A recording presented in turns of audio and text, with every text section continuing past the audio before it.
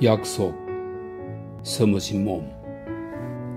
내 아내는 시간 약속을 잘 지키지 않는다. 그래서 클레리지스에서 아내와 점심을 먹기로 약속한 날, 나는 10분 늦게 그곳에 도착했고, 그런데도 아내가 보이지 않았지만 놀라지 않았다. 나는 칵테일을 한 잔 주문했다. 한여름이었기 때문에 라운지에는 빈자리가 두세 곳밖에 없었다. 일찍 식사를 마친 사람들 몇 명이 커피를 마시고 있었고, 나머지는 나처럼 드라이 마티니를 만지작거리고 있었다. 여름 원피스 차림의 여자들은 발랄하고 남자들은 당당해 보였지만 앞으로 25분은 좋게 기다려야 할 텐데 관심을 갖고 지켜볼 만큼 눈에 띄는 인물은 보이지 않았다. 사람들은 날씬하고 단정해 보였고 잘 차려입은 데다 태평해 보였지만 대부분 뻔한 부류라서 나는 호기심보다는 인내심을 갖고 그들을 관찰했다. 하지만 이미 2시였고 배가 고팠다. 내 아내는 터키석은 초록색으로 변하고 손목시계는 멈춘다면서 심술궂은 운명을 탓하며 터키석도 손목시계도 착용하지 않는다. 터키석이야 뭐라 할 말이 없지만 손목시계는 태엽을 감으면 갈 텐데 말이다. 이런 생각을 하고 있는데 직원이 다가와 호텔 직원들이 흔히 그러하듯 무슨 대단한 일인 양 목소리를 깔고 한 숙녀가 전화를 해서는 일이 생겨 나와 같이 점심을 먹을 수 없다는 말을 남겼다고 했다. 나는 망설였다. 북적이는 식당에서 혼자 식사하는 것이 내키지 않았지만 클럽에 가기에도 너무 늦은 시간이라 그냥 그곳에 있기로 했다. 나는 식당 안으로 천천히 들어갔다. 이제껏 고급 식당의 수석 웨이터가 내 이름을 알고 있다고 해서 딱히 만족감을 느낀 적은 없지만 이날만큼은 무심한 응대가 아쉬웠다. 딱딱하고 냉담한 얼굴의 수석 웨이터가 내게 자리가 다 찼다고 말했다. 크고 우아한 실내를 속절없이 둘러보는데 마치 많은 사람이 눈에 띄었다. 엘리자베스 버몬트 부인은 나의 오랜 친구였다. 그녀는 미소를 지었고 나는 그녀가 혼자라는 걸 알고 그녀에게 다가갔다. 배고픈 남자에게 온정을 베풀어 주신다면 같이 좀 앉을까 하는데요? 내가 물었다. 오, 그러세요. 하지만 난 거의 다 먹었어요. 그녀는 거대한 기둥 옆 작은 자리에 앉아 있었다. 자리를 잡고 앉아보니 주위에 사람들이 많아도 나누는 이야기가 옆으로 거의 들리지 않는 자리였다.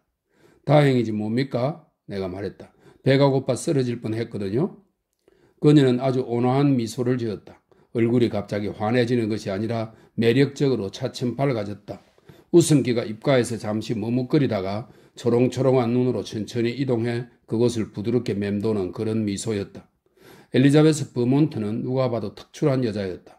나는 젊은 시절의 그녀는 모르지만 그녀가 어릴 때 하도 사랑스러워서 사람들이 눈물을 글썽이곤 했다는 말을 많이 들었고 또 그럴만하다고 생각했다. 이제 그녀는 50대였지만 여전히 독보적이었다. 활짝 피어난 청춘의 풋풋한 아름다움도 그녀의 고개 숙인 미모 앞에서는 조금 시시하게 느껴졌다. 나는 똑같게 화장한 얼굴들을 좋아하지 않는다. 여자들이 분과 보련지, 립스틱으로 표정을 흩뜨러뜨리고 개성을 가리는 것은 어리석은 짓이다. 엘리자베스 버몬트의 화장은 본질을 꾸미는 것이 아니라 본질을 돋보이게 하는 것이어서 사람들은 화장술에 의문을 품지 않고 그 결과에 박수를 보냈다. 그녀의 과감하고 대담한 화장술은 완벽한 얼굴의 특징을 축소하기보다 오히려 강조했다. 매끄럽고 윤나는 검은 머리는 염색한 것 같았다. 한 번도 늘어진 적이 없는 것처럼 자세가 똑바르고 아주 날씬했다. 그녀는 저력의성과 단순함이 수려한 검은색 세틴 드레스를 입고 있었고 목에는 긴 진주 목걸이를 걸고 있었다. 그것 말고 착용한 보석은 커다란 에메랄드가 박힌 결혼반지 뿐이었는데 그 진녹색 불꽃에 손의 하얀 피부색이 돋보였다. 하지만 그녀의 나이를 폭로하는 것도 바로 손톱을 빨갛게 칠한 그 손이었다. 젊은 손이 갖춘 보드랍고 움푹움푹하고 둥그런 면이 없어서 누구든 그녀의 손을 볼 때마다 실망감을 느낄 수밖에 없었다. 맹금류의 갈고리 발톱처럼 보이게 될 날이 머지않아 보였다. 엘리자베스 버몬트는 알려진 여자였다. 세인트어스는 잉글랜드 코누얼 지방의 행정구입니다. 세인트어스 7대 공작의 딸로서 태생이 훌륭한 데다 18살 때 대단한 부자와 결혼한 후 곧바로 엄청난 사치와 향락, 방탕의 길을 걸었기 때문이었다. 자신만만한 탓에 신중을 기하지 못했고 너무 무모해 결과를 따지지도 않았다. 충격적인 추문이 일어나자 그녀의 남편은 결혼한 지 2년 만에 그녀와 이혼했다. 그녀는 간통자로 지목된 세 남자 중 하나와 재혼했다가 18달 뒤 남자를 버리고 도망쳤고 이후 애인을 줄줄이 갈아치웠다. 그녀는 난잡한 행실로 악명을 떨쳤다. 뛰어난 미모와 문란한 행동으로 세간의 이목을 끌면서 잊을만 하면 이야기거리를 만들어냈다. 그녀의 이름은 점잖은 사람들의 비위를 건드렸다. 그녀는 도박꾼에 사치스럽고 해픈 여자였다. 연인들에게는 부정을 일삼았지만 친구들에게는 한결 같아서 그녀가 무슨 짓을 했든 그녀를 몹쓸 여자로 칭하는 것을 절대 용납하지 않을 친구들이 주변에 몇 명씩은 항시 있었다. 그녀는 솔직하고 활달하며 용감했다. 위선을 떨지 않았다. 관대하고 진실했다. 내가 그녀를 알게 된 것은 바로 이 무렵이었다.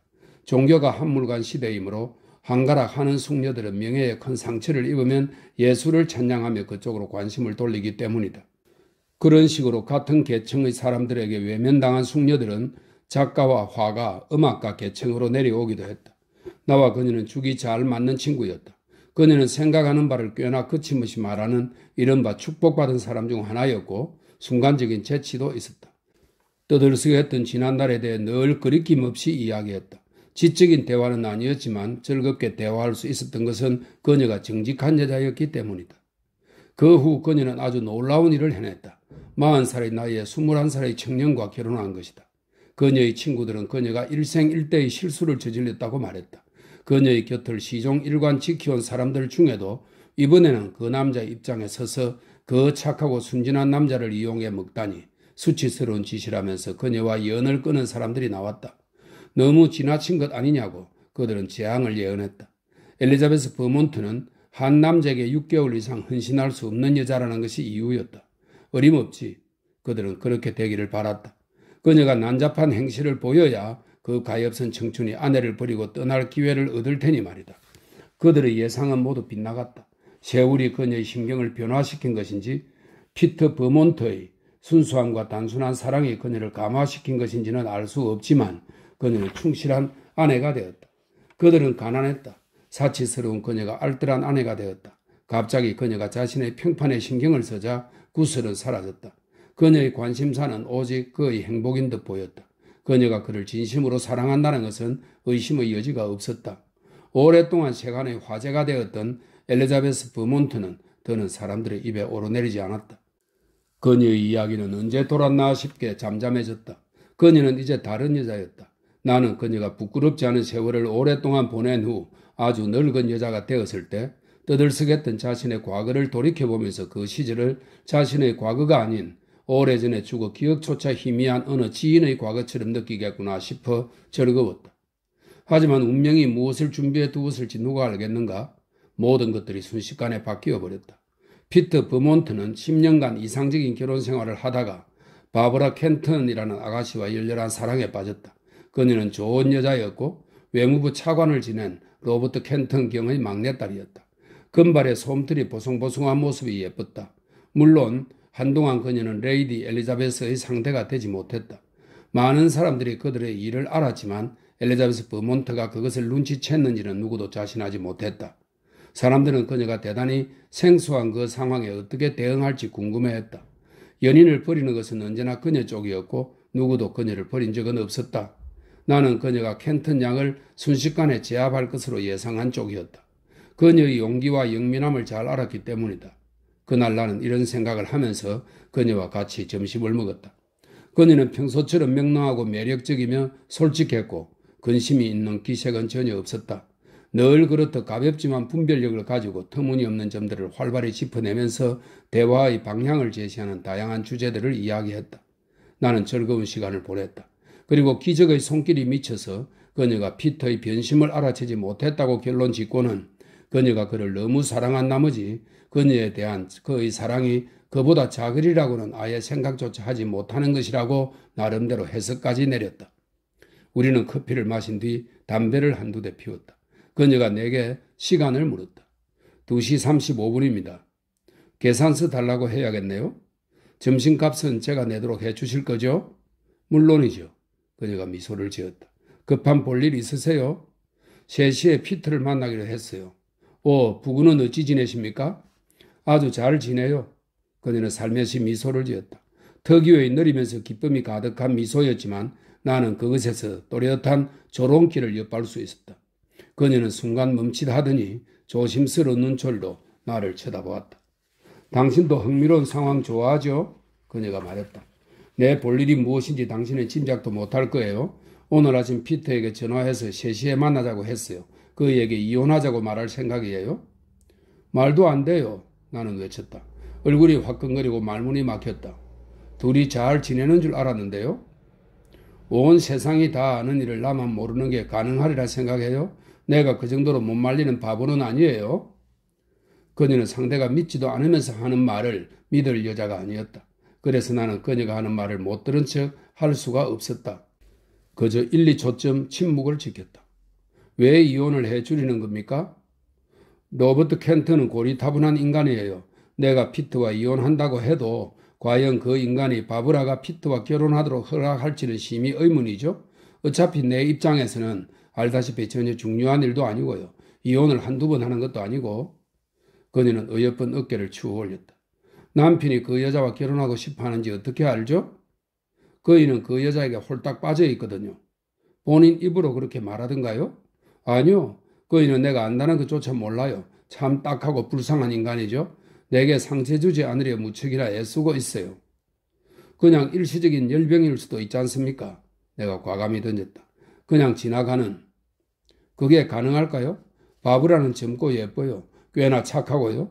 그들은 서로에게 아주 잘 어울리죠. 그냥 지나가는 거라고 해도 그럼 또 어때요? 그들은 현재 서로를 사랑하고 있고 현재의 사랑이 중요한 거예요. 나는 피터보다 19살이나 많아요. 어머니 뻘 되는 여자에게 한번 실증난 남자가 다시 그 여자를 사랑할 수 있을까요? 당신은 소설가니 인간의 본성을 그보다는 잘 알 거예요. 왜 이렇게까지 희생하려는 겁니까? 10년 전 그이가 내게 청혼할 때 내가 약속한 게 있어요. 그이가 떠나고 싶어 할 때 놓아주겠다고. 우리 사이에는 지극히 큰 불균형이 있어서 나는 그래야 공평하다고 생각했어요.